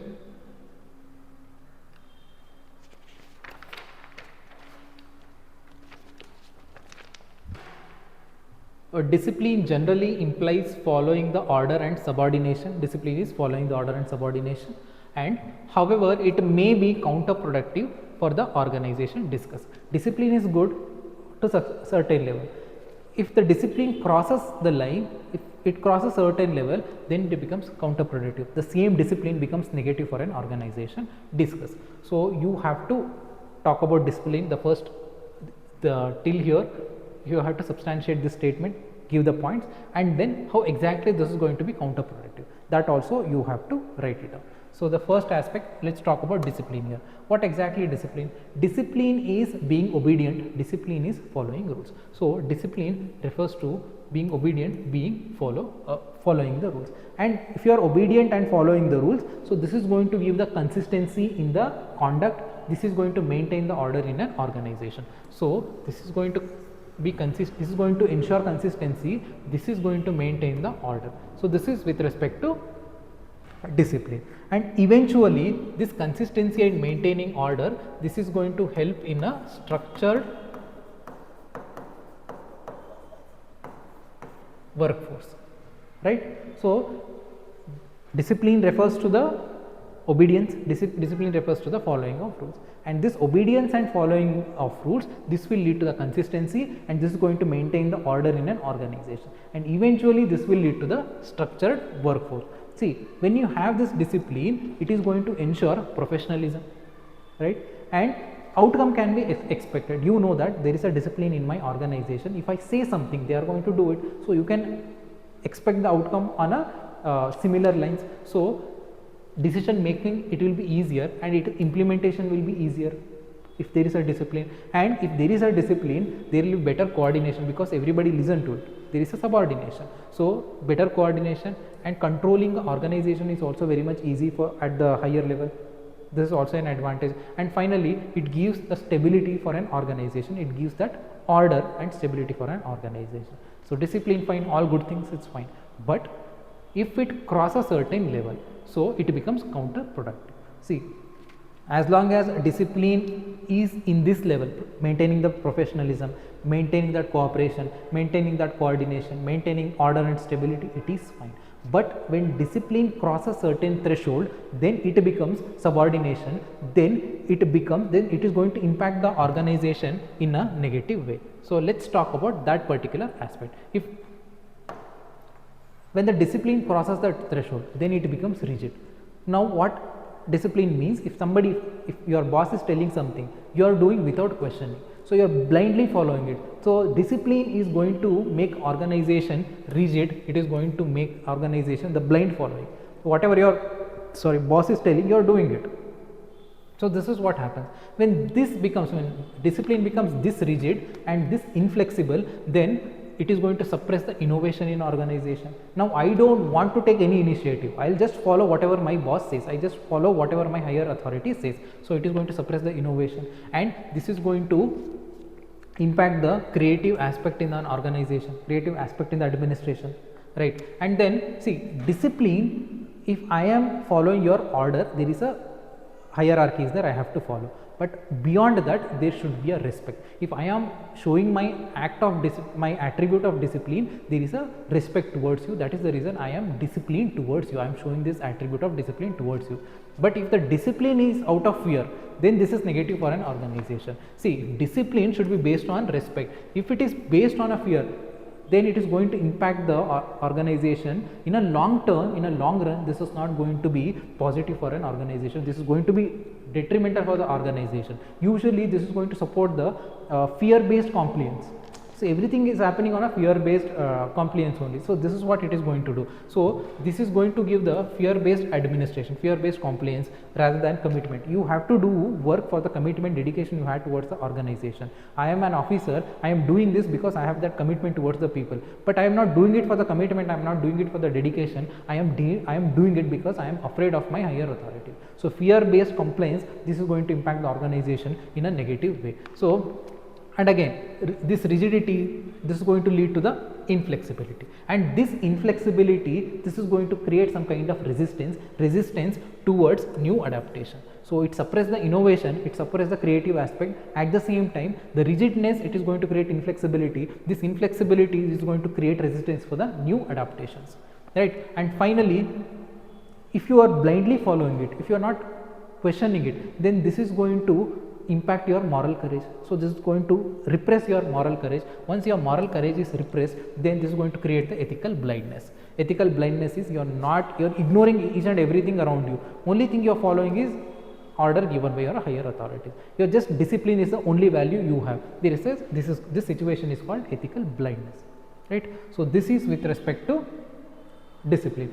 Discipline, when it is below the threshold, it is fine. As an example, Indian military, where discipline, they are very much disciplined, they follow the orders, they execute it very efficiently, maintaining order, stability, it is good. So Indian military, when it comes to the discipline,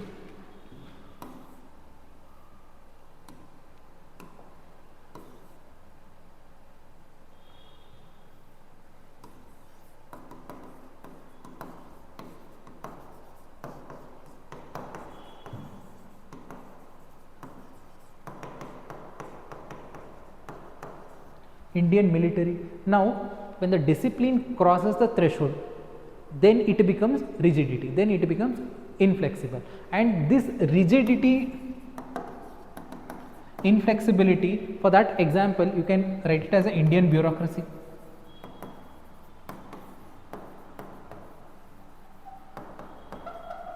And for that matter, Indian education system also.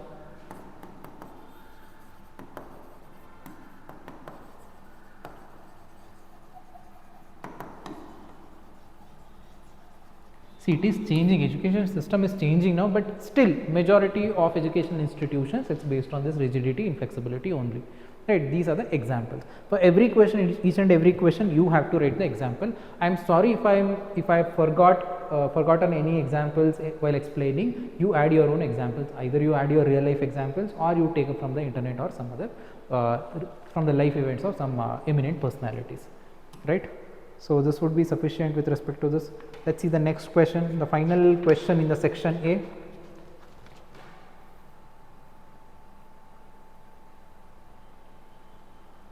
Without commonly shared and widely entrenched moral values and obligations, neither the law nor democratic government nor even the market economy will function properly. What do you understand by this statement? You have to explain this statement, and finally explain with illustration in contemporary issues. So this is important, explain with contemporary issues. Again, you have to give the example. So let's talk about this statement. What exactly this statement is talking about?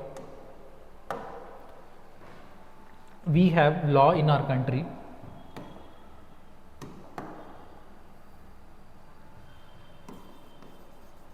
We have government and we have economy, market economy.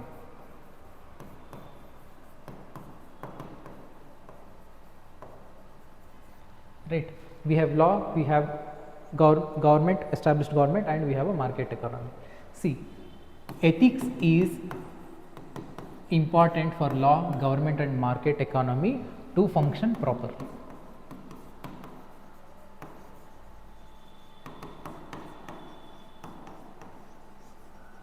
This is what the question is talking about. Now question is telling us what do you understand by this statement. So you have to extend this concept and you have to give examples also. So this is the question. The first, let's talk about law. See, what are the laws? Laws are set of rules. These are set of rules, set of regulations. These laws, these are enforced by an authority. We have a legal authority. They enforce these laws. And why do you enforce these laws? These laws are enforced to govern the behavior of the people. So law, they are set of rules.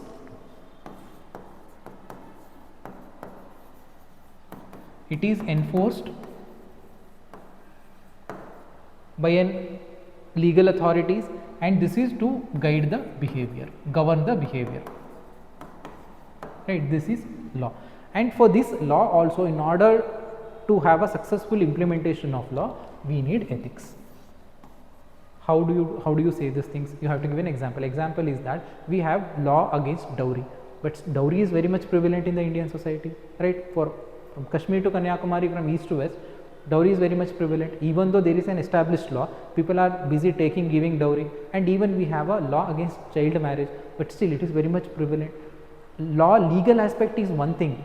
If we don't have ethics is social acceptance, social support, socially accepted norms. If we don't have ethics, social acceptance to this, then it is not going to be successful. Even for the law, the same example of dowry, child marriage, the law is not at all effective because the aspect of social acceptance is not there. Ethics is nothing but social standard, social acceptance. It is not there. So even in order to have efficient working of law, to function properly, we need ethics, right? Then the second aspect is government. Ultimately, what is the aim of the government? Aim of the government is social justice, social equality. Ultimately, it is a welfare. So write it as a social justice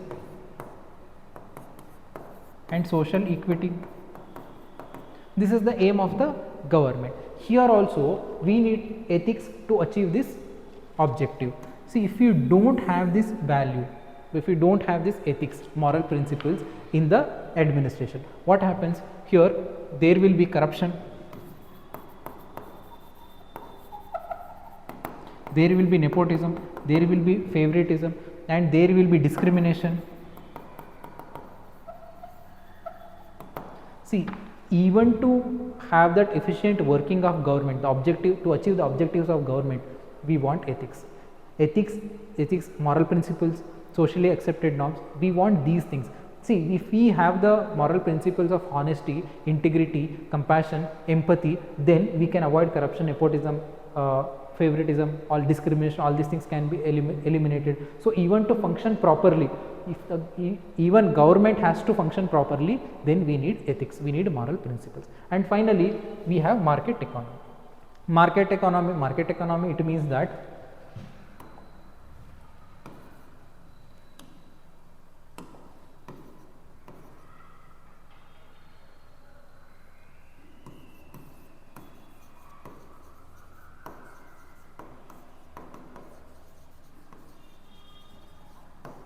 market economy, it is usually freedom from government involvement. They have that freedom, they can do however they want to run their company. So market economy, it talks about, it mainly deals with freedom. It means that there should not be any interference in the working of these areas by government. So there should be freedom. And market economy deals with profit also, right? There must be profit, then only market economy thrives. See, even to have this profit, even to have this freedom, these ethics, these moral principles are very much important. I'll tell you why. See, you need to have market economy or the acceptance of market economy. There are some values are very much important. That is being honest, honesty, trust, being fair, and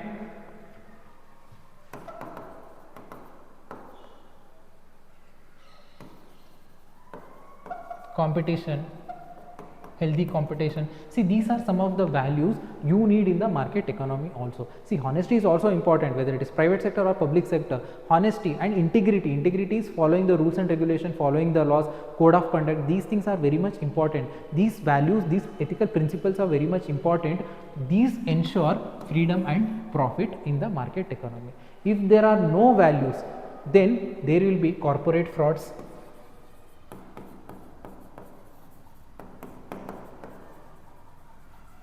the Satyam computer, the company, the corporate fraud, the insider trading, these kind of things happens, and it can lead to the manipulation of clients, manipulation of customers. So client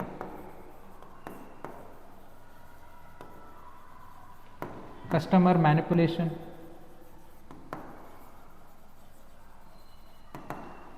and even welfare of the employees, it is going to be taken for granted. So even for the welfare of the employee, or you can say it as a employee mismanagement happens.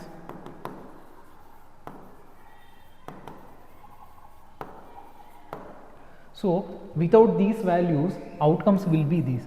With these outcomes, this is going to impact the freedom, and this is going to impact the profit factor also. Ultimately, this is going to destabilize the market economy also. Even to have a successful market economy, we need values, we need ethical principles, we need ethics. So this is what the question is asking about. To function properly, law, government and market economy, we want ethics, we need ethics, and we have substantiated these with explanation, and we have given examples also. For this market economy, given example of Satyam Computers, the Hyderabad based company, given example of Satyam Computers. And for the first law, given example of dowry and this thing, child marriage. And for the government, you can just write it as a corruption, nepotism, favoritism. This will be the outcomes if there are no values. So this would be sufficient with respect to this question. I think this is it. So this covers the section A. All the questions are completed, and thank you for the patience, thank you for listening. I will see you guys in the next video. Section B, we are going to take up the case studies. There are 8 case studies are there. We are going to take up those case studies in the section B. And thank you so much. I'll see you guys in the next video. Have a good time. Please subscribe to the video and like, comment, so that we give that support factor from you guys. Thank you so much. I'll see you guys in the next video.